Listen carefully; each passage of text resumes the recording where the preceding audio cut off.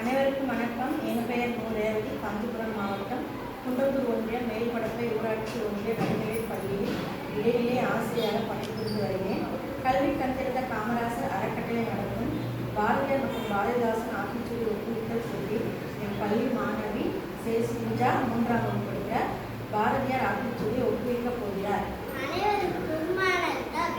என் பெயர் எஸ்டிஜா. நான் 3ஆம் வகுப்பு படிக்கின்றேன்.